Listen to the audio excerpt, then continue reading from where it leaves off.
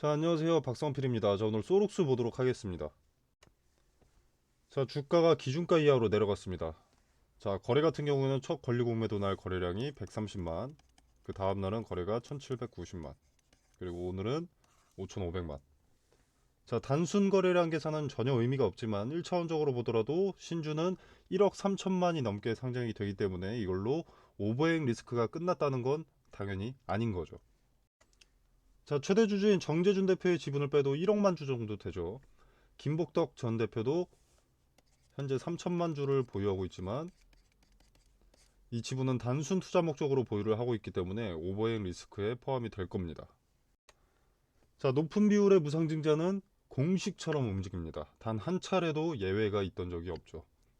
자, 매도 타점도 거래가 가능해지는 첫날 파는 게 고점이었습니다. 시간이 가면 갈수록 손실이 커지는 것도 그렇고요. 자, 지금 신주 상장으로 폭락하는 과정 중에서 아주 명확하게 단기 고점을 특정할 근거가 없다면 지금도 한시라도 빨리 파는 게 낫습니다.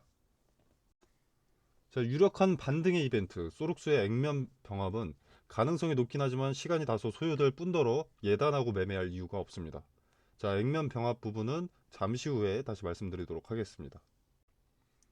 자, 오늘 간만에 빨간불 상승이 나와줬습니다. 자, 오늘뿐만이 아니라 앞으로는 시초에 이제 자전거래, 통정거래로 상승하는 척 수급을 끌어모으고 거래가 많이 나온 것처럼 위장해서 이 신주의 물량을 소화했다. 자, 이런 그림으로 만들어 갈 겁니다, 아마. 개인 투자자들 매도세를 주춤하게 하기 위한 수단과 그리고 단타, 저가 매수들의 매수세를 노리고 장초에는 상승 연출이 이렇게 계속 될 겁니다. 자, 오늘 같은 경우는 급반등으로 시간외에서 하락을 하고 있지만 정규장에서 음봉 마감을 했을 때 시간외에서 상승하는 것도 내일 시초의 수급을 유도하는 행위입니다. 자, 이때 매도하는 게 그나마의 손실을 줄이는 방법입니다. 자, 카톡방에서 매도 타점을 말씀드리겠습니다. 물론 근거도 설명드리고요. 제가 매도 타점을 설명드리는 데 있어서 무슨 말도 안 되는 수익이 날 수 있다 이런 거 아닙니다. 지금 소록스의 가치는 낮고 급반등의 가능성도 적죠. 근데 제가 앞전에 높은 비율의 무상증자는 공식처럼 움직인다고 말씀드린 바 있습니다. 하락할 때도 같은 흐름을 보입니다. 막대한 수익 이미 불가능합니다. 손실의 최소화를 돕겠습니다. 카톡방 참여 같은 경우에는 영상 설명란에 이렇게 더보기 버튼이 있습니다. 자, 이 버튼을 누르시면 링크가 나와 있고요. 이 링크를 누르시면 자유롭게 입장이 가능하십니다. 이 공간 안에서 대응을 좀 도와드리도록 하겠습니다. 자, 그리고 이어서 보시면 지금 뉴스를 하나 제가 켜놨는데, 자, 정재준 대표는 800억이 넘는 평가익을 얻었고 김복덕 전 대표도 400억을 챙겼다는 뉴스가 있습니다. 자, 애초부터 두 대표가 윈윈하는 계획이었던 거죠. 유일한 피해 주체는 개인 투자자뿐입니다. 그 피해자를 모집해야만이 본인들이 큰돈을 거둬들일 수 있기 때문에 관심이 필요했고, 관심을 사기 위해서 아리바이오와 소록스의 파이프라인으로는 택도 없기 때문에 전례 없던 1대14 무상증자라는 패를 꺼낸 것입니다.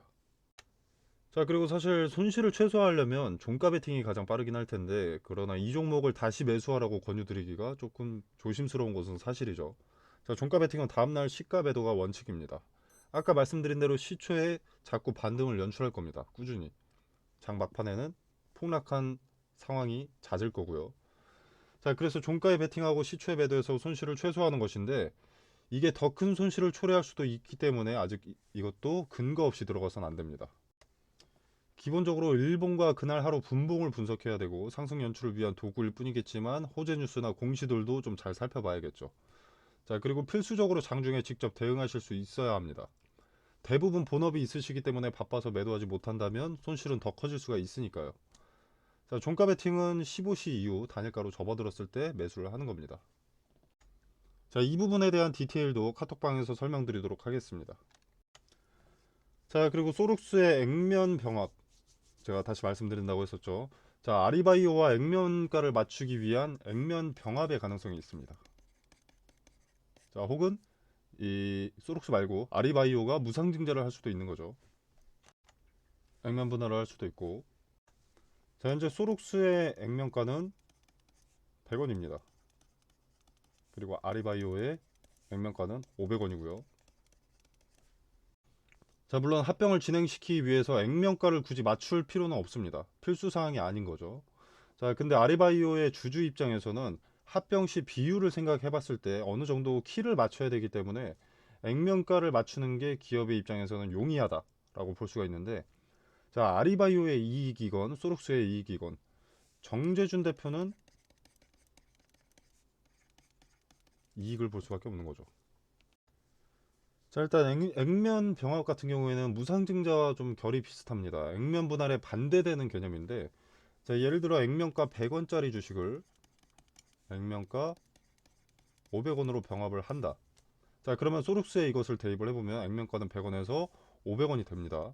자, 이렇게 되면 상장 주식 수는 현재 1억 4,600만 주인데, 자, 이게 2,900만 주로 바뀌게 되죠. 묶어버렸으니까. 액면 병합은 주식을 합치는 거니까 소록스의 총 주식수 액면가 100원에서 500원이 된다고 하면, 그러면 나누기 5, 2,900만이 됩니다. 자, 주가도 현재 기준으로 계산을 해본다면 주가도 마찬가지로 5배가 되는 거죠. 그러면 8,210원이 되게 됩니다. 자, 아리바이오의 주식수를 보시면 발행 주식수 2,300만입니다. 자, 1대1 비율로 합병을 계획하고 있다면 소룩스의 액면 병합 혹은 아리바이오의 무상증자 또는 액면 분할 가능성을 배제할 수가 없는 거죠. 자, 그리고 액면 병합의 경우 상장되어 있는 소룩스, 액면가가 100원인 소룩스에게 더 유리합니다. 소룩스에게 유리하다기보다는 소룩스는 주가가 상승할 가능성이 있습니다. 자, 겉으로 보기에는 주가가 5배 오르는 걸로 보이니까. 자, 무상증자 같은 경우에는 이제 주가가 싸 보여서 매수세를 부추기는 권리락 착시 효과처럼 주가가 비싸진 걸로 보여서 가치가 높아진 것처럼 여겨지는 거죠. 자, 제가 무증과 비슷하다고 이야기를 했던 것은 가치가 달라지진 않기 때문입니다. 자, 근데 또 무증과 비슷한 건 가치는 그대로인데 주가 상승의 요소 또는 관심의 도구로 쓰인다는 거. 자, 무상증자를 또 할 수는 없으니까 늘어난 주식 수는 다시 줄이면서 개인 투자자들을 또 한번 피해자로 만들 거라고 생각합니다. 자, 물론 이 부분은 아직 발생하지 않은 내용이기 때문에 예단하고 미리 행동할 필요는 없습니다. 공시에 뜨고 나서 대응해도 될 일이기 때문에 현재의 매매에 영향을 받을 필요는 없습니다. 자, 그러나 아리바이오의 합병은 예정된 일이나 다름이 없고 액면병합도 사견으로는 상당히 높은 확률로 진행된다고 판단합니다. 자, 근데 아까도 말씀을 드렸지만 일어나지 않은 일을 가능성이 높다고 예단하고 매매하는 습관은 좋지 않습니다. 액면 병합을 하더라도 표면적으로는 유동성 증가를 위한 무상증자이기 때문에 액면 병합까지는 시간이 다소 소요될 것으로 보이죠. 주식 수를 늘리자마자 감소시킬 수는 없지 않겠습니까? 자, 그래서 카톡방에서 단기 관점에서의 소록스 손실 최소화 대응 전략, 그리고 중기 관점에서 액면 병합을 이용할 전략 두 가지로 나누어서 설명드리도록 하겠습니다. 자, 카톡방은 영상 설명란에 이렇게 링크를 기재를 해뒀으니 자유롭게 입장해 보시면 되겠습니다. 자, 그리고 이거는 제가 8월 11일에 신성 델타테크가 최초 매매 거래가 정지될 때 추천이 나갔던 종목들입니다. 자, 서남, 덕성, 파워로직스, 원익PN이라는 종목이 추천이 나갔는데 추천드렸던 이 종목들은 초전도체 관련주고요. 제가 단기 테마성 종목을 보통 권유하진 않는데 단기적으로 수익을 먹을 수 있을 명확한 근거가 나와서 추천이 나갔습니다.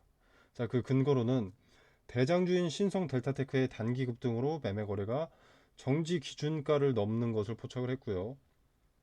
그리고 종가가 기준가를 넘어서 마무리되어가는 과정에 장 마감 직전에 수급이 테마 후발주들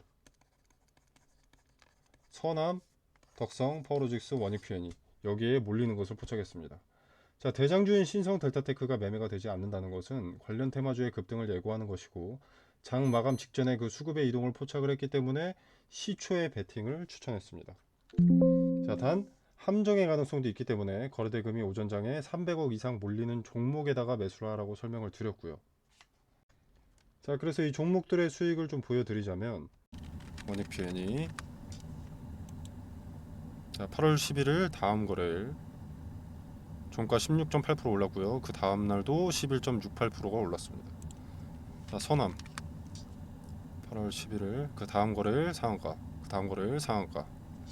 덕성 8월 11일 상한가, 상한가. 파워로직스 8월 11일 상한가 상한가. 자, 이렇게 근거를 갖고 추천이 나왔기 때문에 단기적으로 큰 급등을 가져갈 수 있었습니다. 자, 화면에 보이시다시피 무료입니다. 자, 제가 종목을 추천했다고 해서 금전적으로 뭘 요구하거나 뭐 수익에 얼마를 떼달라 이런 거 전혀 없습니다. 자, 여러분의 투자금은 여러분의 돈이죠. 그렇기 때문에 여러분이 자유롭게 판단하셔서 매매를 하셔도 되고 안 하셔도 됩니다. 그냥 지켜만 보셔도 되는 거고요. 제가 뭐 맛있는 거 추천했다고 해서 여러분이 무조건 드셔야 할 필요는 없지 않겠습니까? 먹고 싶으면 먹는 것이고 먹고 싶지 않으면 먹지 않는 것이고. 자, 기존에는 제가 전화번호로 문자 메시지를 보내주시면 카톡방 링크를 직접 보내드렸었는데, 자, 이제 고정 댓글에 카톡방 링크를 걸어두겠습니다. 공유해 놓도록 하겠습니다. 자, 비용 발생하는 거 아니니까 받아보실 분들은 카톡방에 참여하셔서 보유 종목 분석과 매수매도 타점, 그리고 추가적으로 리스크는 낮고 투자 매력도가 높은 수익의 근거가 있는 종목 받아보시길 바라겠습니다. 자, 물론 투자는 여러분의 자유이기 때문에 투자를 하셔도 되고 그냥 지켜만 보셔도 됩니다. 제가 말씀드리는 종목이지만 수익이 나는지 안 나는지 먼저 지켜보시고 판단이 서시면 그때 투자하시는 게 좋다고 봅니다. 그래야 여러분의 리스크가 낮아지니까요.